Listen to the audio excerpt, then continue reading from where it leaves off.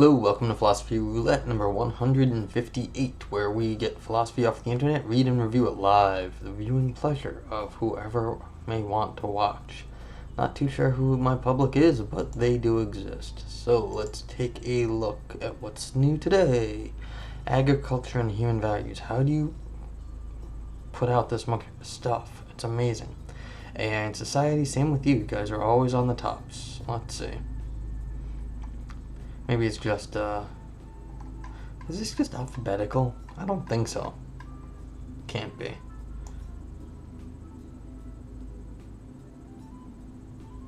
Well, it looks, BC maybe. Bio essays. AJP. Australian Journal of Legal Philosophy, AJLP. Okay. Huh. I don't know if I've looked at that. A lot of bioethics. AI and law. Using machine learning to predict decisions of the European Court of Human Rights. Alright. Can't look at that journal if it doesn't exist on Phil Papers. We could try. Click on the link itself.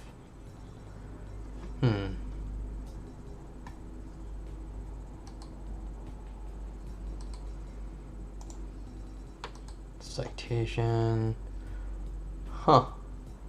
Under review. That's a cutesy background they got there. I don't know how well it's coming through on you guys, but it's got this cutesy under review background. Let's see. Because I haven't done too much legal philosophy. I've done some, but not like a huge amount. Let's just see how many pages it is. 9 pages, and it's not terrible in length. Let's see.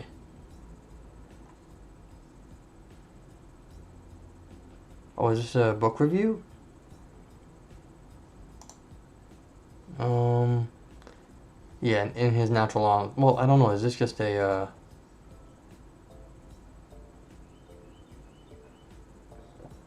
Oh, anti-state arguments. It's not a, no. Okay, so maybe let's, take a look at this legal paper.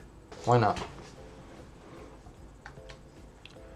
So, there's tons of politics. There's a bunch of bioethics, but I haven't done a ton of legal philosophy. I did one a few days ago, and that was I purposely went out and found because I realized I hadn't done much of any legal philosophy. Alright, so let's do this one.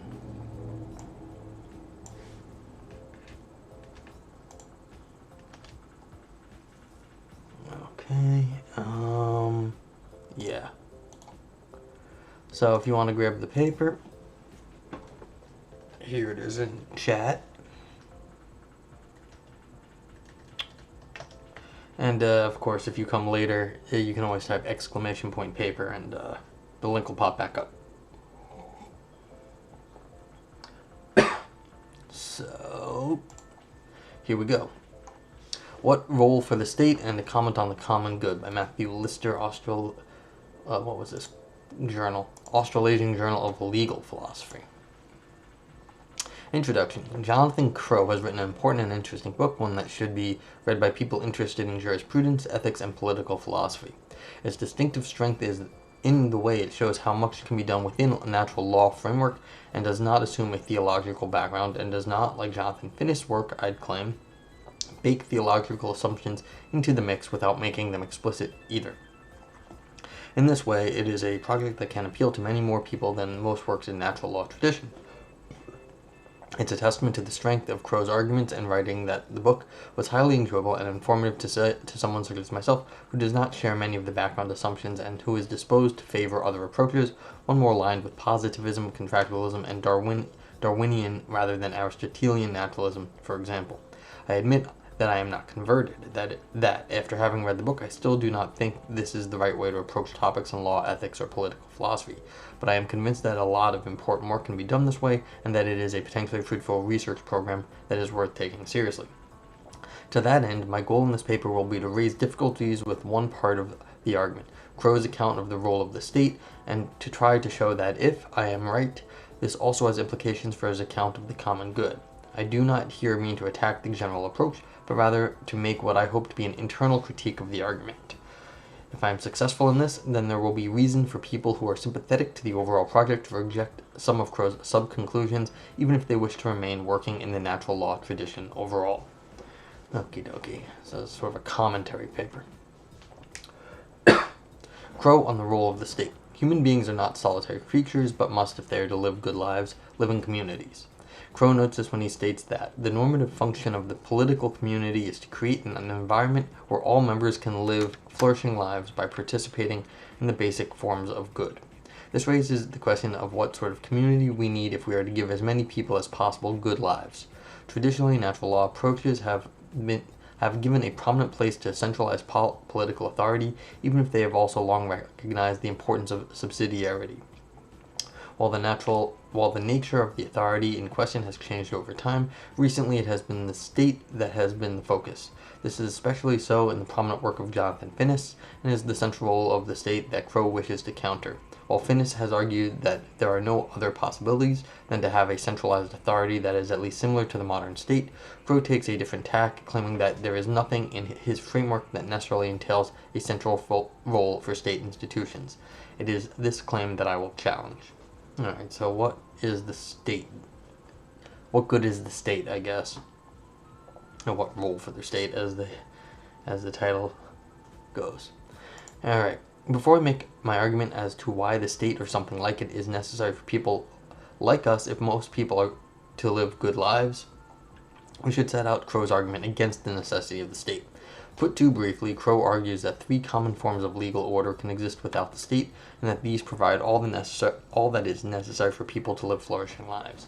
These forms of legal order are consensual law, or the ways that people voluntarily agree to be bound by contracts and other agreements; emergent law, or the social and psychological pull of norms on people's behavior; and natural law, or the role in shaping behavior of biological and social dispositions. My claim is that none of these, neither on their own or jointly, can provide the needed framework for flourishing lives, at least in a world that is similar enough to ours to be worth considering.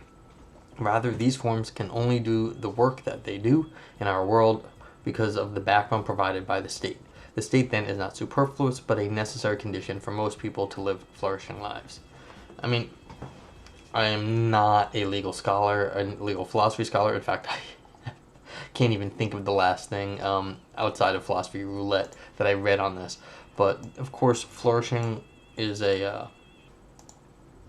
it's a common word, but no idea what it actually amounts to, and I've lost most of my intuitions on these things, so it's just like, you might as well just call it F-lives at this point, like the F-life. Why do we want to have F-lives? Well, we think F-lives are good. And, so I don't know what that means, and why should the state matter for F-lives? It's like one of these, like, you can just, like, when I read sentences like this, it might as well be one of those, like, sentences with, like, formulas in it, where they have, like, phi's, and it's a terrible sentence, because they're just terrible. But that's how this sort of sentence looks to me, so I don't quite know what exactly is coming, which makes me slightly apprehensive and slightly excited. So let's see what happens. Before going on, I want to make certain assumptions explicit. First, the relevant claim cannot be that the modern state is literally necessary for any particular person to live a flourishing life. After all, states in their modern form are relatively recent creations, and it would be absurd to claim that no one ever lived a flourishing life before they existed. Similarly, the claim has to be understood as being about tendencies and averages, not about particular persons. Alright, tendencies and averages. Tendencies and averages. Again, something that is much less well understood than it should be. Some people may well be able to live flourishing lives even now without a state, but most, I will contend, could not. To this end, claims about necessity of the state are not like claims about the necessity of oxygen or water for human flourishing. We have to understand the claims to be about what most people need if most people are going to live flourishing lives. Of course, in the middle of this pandemic, this is like one of the few times when, like, a lot of central organization is needed to coordinate massive amounts of medical resources. So the fact that it's, like, right now, and it's happening right now, and we have to do a lot of work together, also is one of the few times when just the lack of any leadership at the top really becomes very, very apparent. Yeah. I also claim that the dispute is most relevant and important when it is about a world that is at least largely like our own. This is to say, it must be about a world with a large population where many people regularly have largely anonymous interactions with people whom they have never met before and will likely never meet again, where commerce and trade take place across large distances of space, and so on. It might be that these features of modern life are bad for human beings in some ways, and would be better off, more likely, to live flourishing lives if, as Aristotle thought, we lived in something like the ancient Greek polis, or like Kropotkin thought, we lived in something like the medieval free city, but those options are not live ones for us now. Well, it may still be worth thinking about what type of social interactions are ideal in some strong sense, but if a legal and political theory is to be practical, I'm here assuming Crow wants his work to be of practical use, then it must take these facts into the modern world into account. Alright, I'm a little worried about this right here. Because if you're ruling out radically different things, then you can where the line between what counts as something that's impossible, we're never going to go back to the Greek polis, and what the possibility for our society is. You don't want to be defining that from the outset, because that would cut off certain forms of flourishing that may be perhaps ideal for us. And that, I mean, granted, of course, there's some things that are basically impossible and they're really not worth discussing at the moment, but where that line is, it has to be taken seriously, because, I mean, assuming that we can do much better than we are doing now, maybe our form of life in the future will be significantly different. And so there should be, you have to be very careful about making these sort of arguments so that you're not begging the question against a form of flourishing that really is better than the one we currently have. Okie doke. Again, this is going to the definition of flourishing. We have no idea, so maybe these things are particularly desirable. And from our position here, well, we're just thinking that's impossible, but that's a deficiency of our current culture. And so ruling out the other ones from the get-go may be a bad mistake on our part. It's not to say what the author is saying is wrong, it's just saying you have to be careful there. In favor of the state. My claim then is that something like the modern state is necessary if most people are to be able to live good lives. I will make two distinct arguments for this claim, one practical and one moral. The first one shows that the mechanisms that Crow proposes as alternatives to the state cannot do the necessary work, at least in a world significantly like our own. The second argument shows that we have moral reasons to establish and support something like modern states, even independently of these practical considerations. I will start with the practical arguments. Put most basically, my claim is that the mechanisms that Crow claims can provide an alternative to the state, consensual law, emergent law, and natural law, can, given the assumptions above, do what they do in a sufficient way only by relying on the state in the background. This is to say, these mechanisms depend on the state for their ability to function, and so cannot provide an alternative to it. Let's start by considering consensual law. Under this topic, Crow considers voluntary agreements such as contracts, marriages, and the like, and also supposedly non-state means of dispute resolution such as arbitration. Now, of course, it is possible for people to make up and keep agreements without the state backing these agreements. Many agreements are not legally enforceable, after all, and are kept often enough. But this isn't sufficient to answer the question. We have to ask her whether, in a world like ours, important agreements like commercial contracts and marriages could function in the way without state backing. I will suggest that they could not do so, or would do so only significantly less well. These arguments are made in the shadow of the law. Even though most people fulfill most of their contracts most of the time, it would be significantly riskier to make a contract if there was no state enforcement mechanism behind it. This is especially clear when we consider contracts that are made with people who are not known personally to us, with whom we may not deal again. We can see this when we consider states with weak central legal systems where contracts are not easy to enforce. In such states, economic interaction is much more likely to depend on connections. It is only safe to deal with people that you know personally or who are known in some way. For people without connections, life becomes exceedingly difficult. Importantly, the claim here is not that most or even many people are bad and likely not to keep an agreement, only that in a world without central enforcement, it becomes very risky to trust unknown people and therefore irrational to do so. The claim here is not that life is not possible in such situations, but only that it is much and obviously worse. Alright, so I was thinking, nowadays, let's see, Could non-state enforcement mechanisms? Okay, yeah, I was about to talk about some non-state enforcement mechanisms. So let's see what the author here has to say, and then I'll bring up my objection. Could non-state enforcement mechanisms such as arbitration solve this problem? Quo is sympathetic to this reply. While arbitration and other forms of alternative dispute settlement are important, it is worth noting that they are either result in legally enforceable agreements, just like any normal contract, or else take place against the background of default legal rules. It is unclear that these alternative dispute resolution methods would work well without legally enforceable agreements in the background. Indeed, powerful entities, when seeking to use arbitration clauses, typically insist that they be enforceable in court if necessary, indicating that there is a good reason to think that these methods could not exist on their own. Yeah, okay, so that's true. This is like, well, you have one level of enforcement, and then if like that one fails, then you step it up to the legal ones.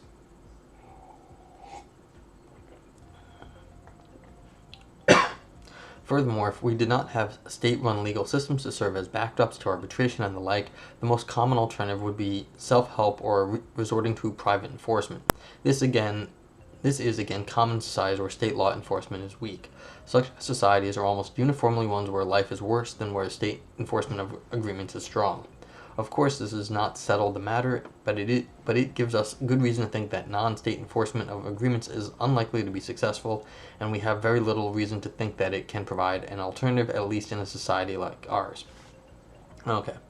So this is interesting stuff. It's just taking the practicalities, as they said, of the nature of contractual agreements, or consensual, as they say, and saying, look, any place where there isn't the bigger stick of the legal system behind it tends to be places where these things break a lot more often, and then it's much harder to even use these things.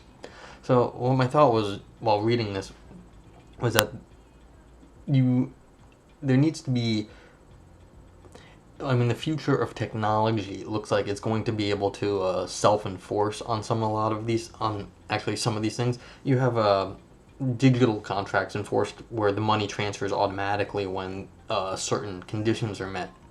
So the question is, in that case, it takes the enforcement of the contract out of the hands of the people involved, and instead of it being the state, it's some sort of digital system that you like deliver goods and then the money is transferred, and it's automatically transferred. So it's basically held in escrow until the time at which the contract is fulfilled or broken. So perhaps something like that, an automated system, would work, but you'd need to have something of that nature to enforce the contract. Maybe not the state, but some other technology that would do it. So perhaps there's something, a technological solution coming down the pipe, but we're clearly not there yet. Perhaps, but it just makes me think that there will be replacements, even though in places where there are states, you can perhaps use these sort of extra legal but equally binding technologies that might actually be able to do something similar. But practically, perhaps these considerations are mostly still in force right now. Okay. Next, consider what Quo calls emergent law. These are norms that are thought to emerge as a form of spontaneous order. In some ways, these norms, ones against gratuitous violence in favor of keeping agreements and so on, are similar to what H.L.A. Hart calls minimal natural law. These are rules that the majority of people in any society must follow if society is to be stable. If the majority of people in society did not follow these rules, at least in relation to insiders, an important point that I will come back to, it would not last long. Yeah, so if everyone just decided murder was okay, the legal system would get overwhelmed and everything would break down. Fair enough. However, even if we note that any society needs such rules to survive, and so such rules are likely to exist in any society, this does not take us very far and does not support the claim that the state is not necessary. Consider first that if these rules are to be successful in reducing strife and conflict, there must be a neutral body to adjudicate these disputes. I will return to the moral argument for this shortly, but the practical reason is clear from both history and from societies that lack such arbitrators. Without them, we get blood feuds, revenge attacks, and domination by the strong. Quo offers, I think, no clear reason to think that this won't happen without a neutral adjudicator, and it's hard to see what sort of adjudicator will suffice that is not the state. Yeah, at the moment, I'm not so sure the state's so neutral either. So, it's like, well, is the state better or worse at this? Perhaps they're better, but I wouldn't call them neutral right now. The state definitely is defending certain interests, and calling it neutral is definitely siding with some of those interests. Neutral is not neutral at this point. There's no neutral. At least it doesn't look like neutral. Neutral tends to support the status quo, I should say. And so if you're supporting the status quo, then that's one side. Otherwise, so neutral doesn't look neutral. Neutral looks status quo, and therefore you have to be careful about this. Alright, so let's see what Crow suggests. Crow suggests 2 replies here, but I don't think either of them work, either in the theory or practice. The first claims, following Hayek, that the market is an example of an emergent order where the claim above is not true. But this seems to me false. Without state backing, markets are thin, subject to shocks and disruption, and do not function well. It is not a surprise that the growth of the modern state and the market was parallel. Left on their own, markets tend to degenerate into collusion or worse. This point was noted already by Adam Smith when he said that people of the same trade rarely meet together, even for merriment and diversion, but the conversation ends in a conspiracy against the public or some contrivance to raise prices. We have significant experience with well-regulated markets promoting human flourishing, but no experience with unregulated markets managing to do so for any significant time at all, and good reason to think that they will not so suffice. Well, that's definitely true. Crow also suggests that a desire to support social harmony can help emergent law fulfill its function here. However, this desire seems to apply at most to and within small-scale groups. Crow himself notes that this sentiment is most common within groups, but doesn't see that this is fatal to hoping to use this tendency to replace the state. In our world, where societies are large and many of our interactions are anonymous and one-off, there is a good reason to think that this will not suffice. I don't know. This might do more work than the author is giving it credit for. Maybe not. I don't know. How much goodwill is there in the world? Well, it would be very, very hard at all if that wasn't actually doing a lot of work. The question is, where does it end? At what point does it end? I don't know. Of course, there's a lot of jerks out there that do bad things and they cause all sorts of problems, and then it just gets too stressful to have goodwill towards everyone else. But if it wasn't mostly people trying to help out, we would have failed a long time ago. It's like, because the power of the state to make us do good things, I think, is very not that strong either. Okay. Our final non-state mechanism is natural law. Here, our natural normative inclinations are said to provide the framework for cooperation without the state. The problem here starts where our last investigation ended. Again, Crow himself notes our actual experience is that our natural inclinations here are typically only directed towards in-groups of various sorts, with out-groups being subject to different, often explicitly hostile treatment. I'm not sure that's true, but, well, I don't know. People don't have to be hostile to each other.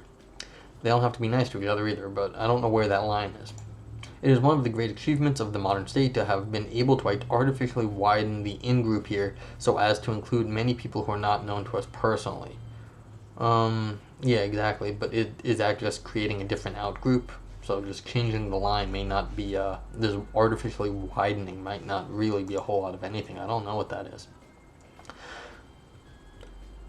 Crow realizes that we need an idealized account if we are to be able to include the interests not only of our particular in-groups, but of others as well. But here, the point of the inquiry becomes obscure. We are no longer looking at natural inclinations, but rather a normative claim about what people should do.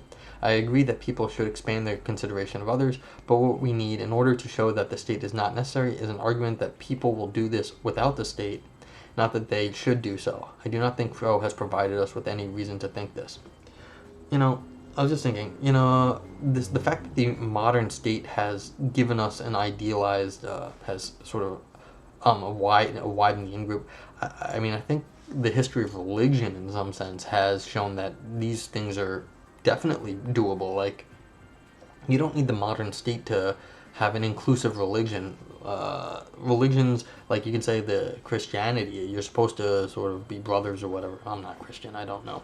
But like the whole idea is that if you're Christian and I'm Christian, then we can get along because we're both Christian. If you're Jewish, I'm Jewish, I'm Muslim, you're Muslim, whatever it is. That is an artificial widening of the in-group. And so it's not just the state saying, well, you're all citizens equally, but, I mean, the religion has been doing this for millennia, so I don't see that this is actually anything new or uncommon. And if you're being, like, in-groups and out-groups of, like, often hostile treatment, well, I mean, this has gone back millennia how these lines are drawn. I mean, the Greek citizenship granted you a lot of things, and when Heraclitus saying that he was cosmopolitan, saying he was a member of the cosmos, that was rejecting his political associations, which basically said, I am no longer, it made him sort of stateless. And so, but like that was the whole point, was who are you? Because he was part of like the royal family or something, and that granted him a lot of rights. So the modern state, I don't see this as actually what's been going on here. This has been going on for a long time. So I'm not really, this one of the great achievements of modern state, being able to artificially widen the in-group here. I mean, we've been arbitrarily doing that for a while. Okay, so this is just my concern on this area. I mean, again, this is not my area of expertise or even knowledge, so I don't know how much that carries weight in this area, but I have some doubts about this as an achievement of the modern state. Okay, the final practical consideration relates to the provision of certain public goods in a loose sense. Here we may include healthcare, yes, please, healthcare, please, someone. Social support for the aged and indigent, and education. No society manages to provide these on a sufficient scale through any means that is not at least heavily dependent on state mechanisms in one way or another. If we think that access to acceptable healthcare, education, and social support is necessary for human flourishing, then this is already a significant worry for those who would attack the state. Clearly, the burden of proof is on them to show that non-state means are sufficient. Crow suggests that the market and private charity can meet these needs, but gives us little, if any, reason to think that this is so. Well, at this point, it's not looking like our state is willing to do that either, so... Although some countries seem to actually get it right, so... At least not here in the US, not yet. Again, we have no examples of this, and many examples of where, absent state provision, these necessary goods are not provided. Crow suggests that, absent state intervention, markets would open up, and that while the poor would, on his account, get significantly worth health care and education, there might be a price point they could meet. Well, that's wishful thinking.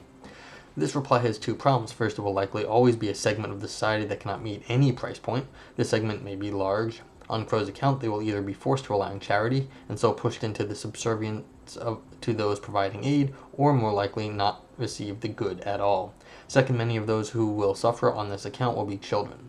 Unless we are willing to say that we should sacrifice the flourishing of a significant number of children who can obviously not pay for these goods on their own so as to avoid the supposed evils of the state, there is no way to avoid this. While some may bite the bullet and accept this outcome, it seems to me to be a reductio of the anti-state proposal from a practical perspective. Okay. Yeah, because people who can't... I mean, if you're going to subject it to the market, then there's a huge number of people who will never be able to be market worthy. That's always going to be the case, because the market can't actually track it, all of human flourishing. Otherwise, we wouldn't need to have this discussion. If the market just paid for human flourishing, then this wouldn't be a problem. So I think this is a very good point by the author there. The moral argument for the state. These arguments so far have been practical in nature, attempting to show that non-state means will not suffice to meet Crow's goal of creating an environment where all members can live flourishing lives. There are also moral arguments to be made in favor of the state. These arguments try to show that we have a good moral reason to form and support states. Although not explicitly cast in terms of Crow's natural law theory, each of these arguments is such that it can be put in terms of the basic good of reasonableness. Basic good of... this is another one of these categories. I have no idea what... It's very hard to tell what it is to be reasonable. Other of the basic goods are arguably relevant here too, but I will focus primarily on reasonableness. I got into a bad argument with a philosophy professor when I was an undergrad. He said, "You're being unreasonable." I said, "Yes." "Well, okay, tell me what being reasonable is." And if you want to take my word for it, don't do that to one of your philosophy professors. Ask him to define a word that they think they understand very well, because he was a reasonable guy, but he really couldn't. He had nothing to say at that point and basically got angry with me, which is not really what you want when you're a student, is to have your professors angry with you. An essential aspect of reasonableness is the acceptance that others have ends that are as important to them as one's own ends. What? An essential aspect of reasonableness is the acceptance that others have ends that are as important to them as one's own ends are to one's self. Given this, unless there is some clear reason to value one's own ends over another's, each person must accept that the other is also an equally valid source of ends. Alright, so we're just going straight Kantian here? Alright. Furthermore, we cannot help but interact with each other. Indeed, given the basic goods of friendship, and possibly others, we must interact with others in order to live flourishing lives. But as Jacob Weinrib points out, when persons interact with one another, each has the right to determine and pursue his or her own purposes, and the corresponding duty to respect the rights of all others to the same. Our question is whether we can respect the rights of others in this way without something like the state. I will claim that we cannot, and if we cannot, then we cannot respect and promote the good of reasonableness and perhaps others without the state. Alright, like, see, this is one of my problems in the universe. I don't know what reasonableness is, so I immediately just put this term, like, even if this is what reasonableness is, I don't know. But I'm just gonna have to, ends in themselves, basically, is what I read here. So this is a deontological theory to me. So I don't know what reasonableness is, but I will interpret this deontologically, which is not an unreasonable thing to do. But yeah, so okay, as long as in a deontological sense, so as far as I'm concerned, this is a deontological argument for the state now. Whether or not that counts in something else, fine, but yeah, we'll just have to see. Which is a fine thing. Of course, that's not an illegitimate, that is a completely legitimate thing to be doing, and it's fine for this essay. Okay. If people are free and equal and not subject to a common judge, then each may assert their right to decide a dispute. So we need a common judge if we are to reduce strife. The state has been for the last long time the common judge, but Crow's analysis raises the question of whether a private dispute resolution body of some sort could take the state's place. There is good reason to think it could not, for a private party is on its own just one more private person and does not solve the issue of needing an independent adjudicator. Each party is free to walk away from the agreement, and indeed this happens often enough in non-binding dispute settlement agreements. So what is needed is an institutional arrangement that is binding on the parties and independent of them. This public authority, which provides common standards and allows parties to engage as equals, is the state. Therefore, considerations of the good of reasonableness suggest that we need a state or something similar to it if we are to live flourishing lives. Alright, so if we need a I mean, I've heard criticism of Kant before, just saying basically it's a dressed up version of his religious upbringing. So basically he was giving these his deontology as sort of a naturalized version of legal theological structure. And so it's like you replace ends in themselves as basically what would God do. So the question is, does this sort of argument here, how do you do that? And I bet in a deontological framework, this is right. You need some sort of universal. And that's basically what I think is going on in this bit of the argument. You need a universal to separate what counts as a universal good. And without a independent thing, like, or in sort of a religious context, that would be God as the ultimate adjudicator, and in this case, state as the adjudicator. You don't have something that makes universal judgments, so a common judge. In this case, it'll be the state. Sure, you know what? I think that's a fine argument. Again, if you reject, as I do, the understanding of reasonableness and flourishing up here, then you don't have to accept the conclusion. But if you are to accept that, even if that there's a minimal sense of reasonableness and this follows from it, then it seems like how else are you going to get some sort of independent adjudicator except some sort of non-person entity that is supposedly less biased? Of course, again, the state is not entirely, I mean, has a history, and of course it might be biased, but at least it does give some sort of legitimation to the idea that it's a common good. If that's a good legitimation or bad legitimation, it's different. All right. Implications for the common good. In closing, I want to suggest that the argument above has implications for the proper way to understand the notion of the common good. As Crow notes, we may understand the common good as being wider or narrower. The narrowest conception would consider the common good for a narrow community, perhaps families or similar groups at the extreme. A wide conception would take in much larger groups, with the widest conception taking the good of all humanity as its goal. Crow argues that this widest conception is the primary one that we should focus on. If I am correct about the necessity of the state for people like us to live good lives, then the account of the common good will be more complicated. Assume for now that my arguments above, practical and moral, are persuasive. What would this tell us about the common good? If the state is necessary for good lives, there will be many cases where the state bounds the community that is or should be our primary focus. This suggests that the widest notion of the common good, the good of all humanity, is not, at least not in all cases, the proper one. This doesn't mean that the widest notion is always the wrong one to apply. For some goods, humanity as a whole will be the right target. But for others, the proper community will be the state, given that the flourishing and the maintenance of the state is necessary for those living in it to live good lives. If this is correct, then we must understand the notion of the common good as complex and applying to different communities in different ways, but as including the state as a necessary community. Conclusion. Crow's argument is complex and multi-layered. I have not adequately addressed every issue he raises, even in the parts of the book I have discussed, but I hope that I have given some reason to doubt the arguments against the necessity of the state for flourishing lives. Okay. Cool little essay. Focus on the necessity of the state, which nowadays, of course, given the political nature of basically modern life or contemporary life, is getting a bit of a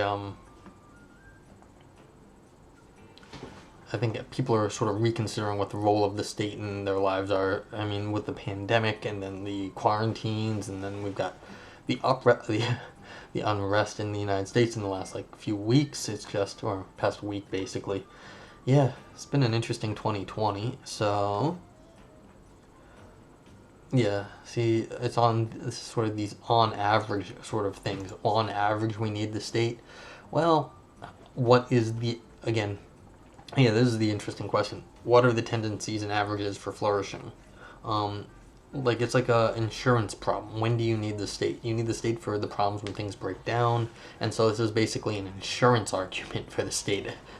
Yeah, so this is like the idea that we need insurance means that there needs to be some sort of a centralized thing for when things break. Now the question is, why do we need insurance, and why is that important for flourishing? Because life is uncertain. So we need something to fall back on. Now, the question, I guess, that the argument in this paper was that the other forms of fallback strategies are not sufficient to give you a strong enough fallback, and so, or they're too unreliable. So if you need a very stable, insurance has to be extremely stable. So you shouldn't never ever put your insurance in the market, because then it completely fails as insurance. It's not insurance if it's market based. It has to be not market based, because it's a fallback strategy. When all the other things fail, then you rely on the insurance, and it ain't gonna make you whole, but it's just meant to soften the blow. So I guess that's kind of what's going on here, is trying to get a baseline. So all these other things that Crow was appealing to might work most of the time, or at least some of the time. The argument here is that when they are not there, you can't rely on them. They are too unreliable in some sense for the flourishing life. Now, maybe this just comes down to how risk averse you are. If you are extremely risk averse, you need the state because you want to have the fallback. If you are more risk tolerant, then maybe you don't want that because of whatever bads the state carries with it, and you're willing to do that. But as the author here mentioned, then you're basically going into the area of, well, some people who can't the people who can't make that decision, people who have less than you, or much more, I guess, like have riskier lives, say like children who can't afford health insurance, or you're just letting them go by the wayside in that case. So, and then you get, this is the moral argument for the state, then you get the baseline of reasonableness, which, I mean, it's a fair argument. But what if you're trying to get like a minimal sense of flourishing, where you don't die if you have an accident? Like that means you have health insurance in some sense. Welcome to America. Then you need to have this. Okay, so basically, I'm seeing this argument now more and more as a sort of a statistical argument with a baseline in terms of a insurance-based thing. So that's the question. If you have a different sense of reasonableness, or you are more risk averse, or you don't need this sort of baseline of reasonableness, which the author here, I guess, gives a sort of a deontological spin, but you need not to, of course. You can argue for this in other ways. Then, in that case, it's a good argument for the state. But that's about it. I mean, I think you can. This isn't knocked down, but like, of course, this is only meant to show question the Crow's argument for the non-state position, and in that it does a reasonable job. So a good job. So that's it for now. I hope if anyone out in the audience has any questions, please ask now, and if not, I'll be back tonight with another paper. Thank you. Have a good day. Stay safe out there. Please stay safe.